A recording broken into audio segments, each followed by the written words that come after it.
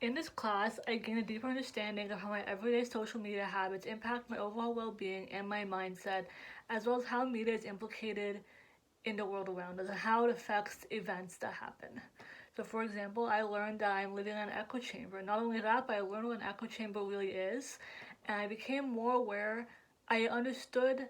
the way media can shape my thoughts, beliefs, and opinions if I limit the bubble on social media in which I live in, which often contain people talking about their biased opinions on certain topics.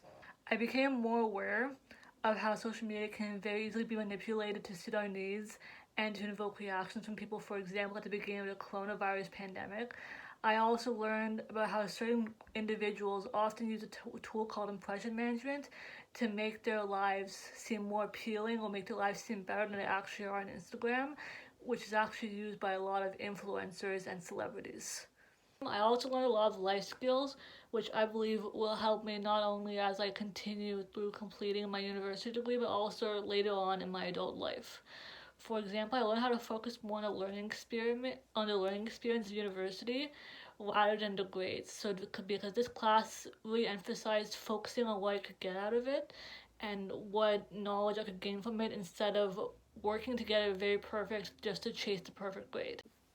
Dr. Strangelove also provides several tidbits of advice, whether it was career oriented, health oriented, or just general life advice, which I believe will really come in handy and will really be important to keep in mind as I become an adult and move through my university career.